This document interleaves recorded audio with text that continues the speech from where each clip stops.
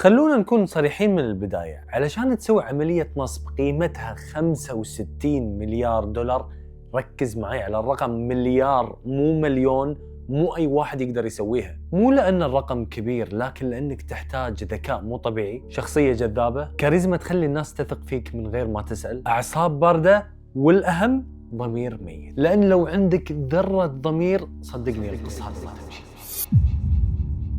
اليوم بقول لكم عن الشخصية المخادعة اللي جذب الناس بطريقة ذكية ونصب على شخصيات كبيرة وناس عادية. عملية نصب بقيمة 65 مليار دولار. بقول لك القصة باختصرها لك. برنارد لورنس مادوف انولد في 29 ابريل 1938 في الولايات المتحدة، تحديداً في نيويورك، والناس تناديه بيرني مادوف. بيرني مادوف انولد في عائلة يهودية من الطبقة المتوسطة، لا فقراء ولا أغنياء. أبوه كان رجل أعمال لكنه فلس، كان عنده شركات وما توفق فيها، وهذا الشيء ترك أثر نفسي كبير على بيرني. كان يشوف أبوه مثال للفشل المالي، وكان دايما يقول بينه وبين نفسه أنا مستحيل أنتهي مثل أبوي. درس العلوم السياسية وتخرج من جامعة هوفسترا، لكن ولا يوم من الأيام كان ناوي يصير سياسي. عينه كانت على شيء واحد بس، الفلوس، المكانة، النفوذ. سنة 1960 بيرني مادوف يدخل عالم البورصة ب$500 بس. وصلت معاه بيرني انه يدخل عالم البورصة ب$500 بس. تخيل، $500 ولا شيء. لحظة، لكن هني لازم نوقف دقيقة. بيرني ما دخل البورصة مثل أي شخص عادي، ما كان مضارب صغير، والمعروف اللي بيدخل البورصة يضارب بجزء بسيط، ما يقط فلوسه كلها في البورصة، لأنه ممكن السهم ينزل فجأة وتخسر فلوسك كلها. وأي شخص مبتدئ إذا دخل عالم البورصة وحس بخطورة راح يسحب نفسه تدريجي. لكن بيرني مادوف دخل وهو جريء وواثق، ويبيع صورة الخبير وهو بعد ما يعرف شيء. بيرني يشتغل خارج نطاق البورصة الرسمية، يعني بدون رقابة حقيقية، بدون شفافية، وسوق لنفسه على انه المضارب اللي ما يخسر. زوجته روث مادوف محاسبة ذكية مرتبة تشتغل معاه من البداية. روث ما كانت زوجة تقليدية، كانت جزء من المنظومة تساعده في شغله، وكانت ماسكة الحسابات. لكن انتبه، ما كانت تعرف عن مخطط بونزي من البداية، لكنها كانت داخل الدائرة المالية للعائلة. وأول دائرة المادوف صورتها تتضح، واللي هي إن مادوف بدأ يجمع حوله أصدقاء محاسبين، معارف، ناس تثق فيه شخصيا، ومن بينهم أقارب زوجته طبعا. يعني الثقة كانت أنت واحد من العائلة، وهذا أخطر نوع ثقة. سنة 1962 البورصة تنهار، نزلت نزول ما كان متوقع. فجأة فلوس العملاء راحت، وهني بيرني وقف عند مفترق الطرق. الخيار الأول يعترف خسرت فلوسكم، والخيار الثاني يكذب ويبدأ طريق ما فيه رجعة. بيرني طبعا اختار الخيار الثاني، قرر يخفي الخسارة، يستدين ويدفع أرباح وهمية، يعني يعطي الناس أرباح من فلوس ناس ثانية. وهني انولد مخطط بونزي. لكن بيرني وقتها ما كان ناوي يصير أكبر نصاب بالتاريخ، كان بس ناوي يعدل الوضع وبعدين يوقف. لكن الطريق اللي مشى فيه والنصب إذا بدأ ما يوقف. فرانك دي باسكالي، اسم لازم تحفظه زين. اشتغل مع مادوف من السبعينات، عبقري حسابات، خبير أنظمة، ذراعه الأيمن. فرانك كان يعرف كل شيء، يزور كل شيء، يشغل الغرفة السرية اللي بالطابق 17. هذا الشريك الأخطر، بدونه ما يمشي مخطط مادوف أسبوع واحد. بيرني أسس شركته وقسم شركته لقسمين، قسم شرعي لتداول الأسهم الأمريكية، وقسم سري للاحتيال اللي ذكرناه في طابق 17. هذا القسم يتم فيه سرقة أموال العملاء. الناس تشوف القسم الأول مكان راقي، ويوهم الناس بفخامة الشركة وناقة الموظفين واسلوبهم المحترم، ونصدق الثاني بدون ما نشوفه، وما يدرون انهم قاعد يلعبون بفلوسهم ويتم تطبيق مخطط بونزي. تدرون شنو سلاح بيرني الحقيقي؟ ترى على فكرة يعني شيء بسيط، مجرد شخصية هادي محترم، ما يصرخ، ما يستعرض، كان يخليك تحس انه مو محتاج فلوسك، انت المحظوظ انه قبلها.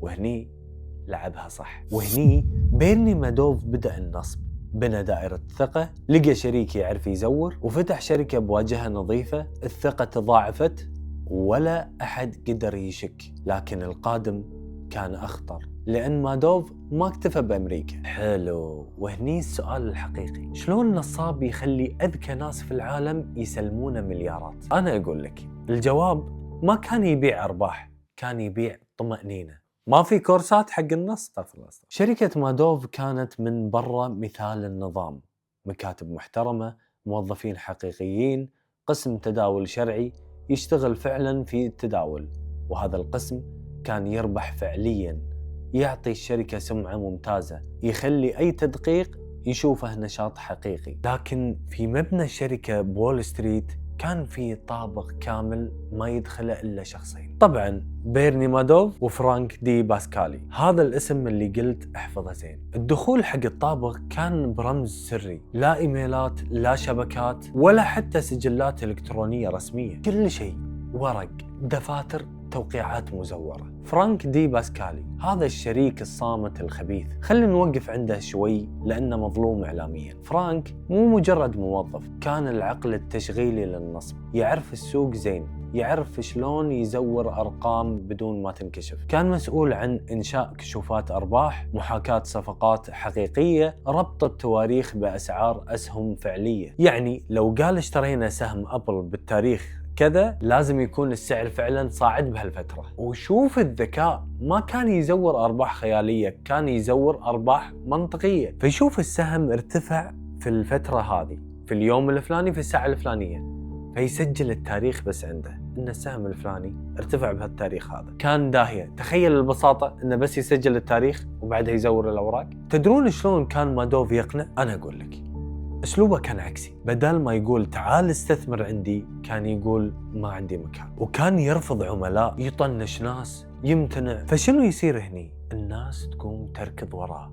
أوف، هذا قاعد يرفضنا، احنا ما لقينا دور، احنا ما لقينا وقت، احنا نبي نستثمر عنده، مو راضي ياخذ فلوسنا ويستثمرها.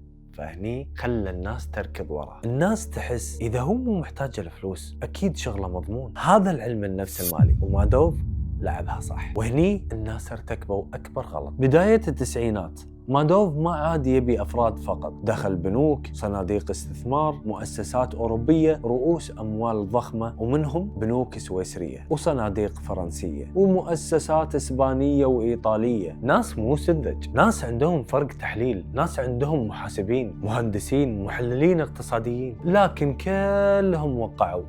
قول لي ليش؟ مادوف ما يعطي تفاصيل، ما يسمح بتدقيق مستقل، وما يشرح استراتيجيته. يعني كأنه يقول اللي مو عاجبه الباب يفوت جمل. والغريب هذا زاد ثقة الناس فيه. زوجته روث دورها الحقيقي كانت محاسبة، تعرف الأرقام، تعيش حياة فخمة، لكن كانت تعتمد على بيرني بالكامل، تثق فيه ثقة عمياء، تستفيد من الأرباح. قانونياً ما قدروا يثبتون إنها كانت تعرف بالنصب، لكن أخلاقياً كانت جزء من المنظومة العائلية. والأبناء تدرون متى دخلوا الصورة؟ ابنه مارك وابنه آندرو، عيالها الاثنين اشتغلوا في الشركة لكن في القسم الشرعي، تداول حقيقي، علاقات عملاء. ما كانوا يدخلون الطابق 17 وما كانوا يعرفون شنو يصير هناك، وهذا فرق مهم. خلال 20 سنة مادوف صار ملياردير، صار رئيس مجلس إدارة ناسداك، أحد أعمدة وول ستريت. وعلى فكرة ناسداك واجهة رسمية شرعية، قمة النزاهة المالية. وهني السؤال الخطير: شلون نصاب كبير يصير رئيس ناسداك؟ ما عندك جواب. أنا أقول لك، لأن قسمه الشرعي كان فعلا ناجح، سمعته نظيفة، ولا أحد قدر يمسك عليه شيء. في ناس شكوا، أول ناس شكوا محللين ماليين مستقلين، قالوا أرباحه مستحيلة. واحد منهم هاري مارك بولس قدم تقارير للهيئات الرقابية وقال هذا مستحيل رياضيات. لكن تهقى شنو صار؟ كلهم تجاهلوه ولا خذوا بكلام. تهقى ليش؟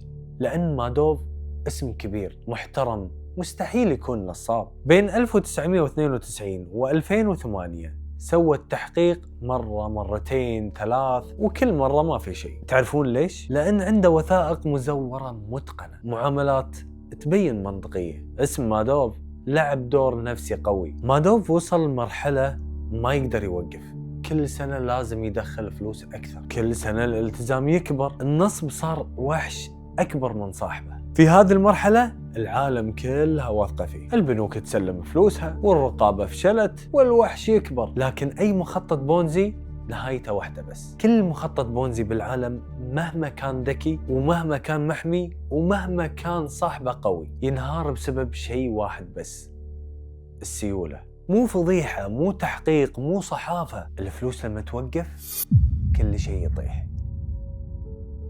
سنة 2008 العالم كله كان يحترق مالياً، بنوك تنهار، شركات عملاقة تفلس، أسواق الأسهم تنهار، الثقة صفر، والمستثمرين كلهم قالوا نفس الكلمة: خلنا نسحب فلوسنا الحين. خلال أيام بس طلبات السحب بالمليارات، مو مليون ولا 100,000، مليارات. ومادوف ما عنده سيولة، ما عنده خطة، ما عنده مهرب. لأول مرة الكذبة ما قدرت تمشي. مادوف كان محتاج 7 مليارات فورا، وفي الواقع ما عنده حتى 10% من المبلغ. وهني عرف ان انتهت اللعبة. ليلة 10 ديسمبر 2008، الليلة اللي انكشف فيها كل شيء. هني بيرني مادوف استدعى عياله مارك واندرو، قال لهم تعالوا لي الشقة في نيويورك. قعدوا مع ابوهم، لقوا الوضع هادي متوتر وبدون مقدمات. قال لهم كل شيء كان كذبة. انصدموا، شنو الكذبة بالموضوع؟ طالعوا بعض. اكيد انا لو ابوي يقول لي انا ترى معيشكم كذبة، كل هالاموال هذه كلها اللي قاعد تاخذونه مع السلامة، يعني ترى كلها كانت نصب وسرقة، يعني ارد حق منو فلوسه عن الحلال والحرام. يمكن هم ما عندهم حلال وحرام اصلا، ما دوب اصوله يهودية، يعني مو فارقة معه.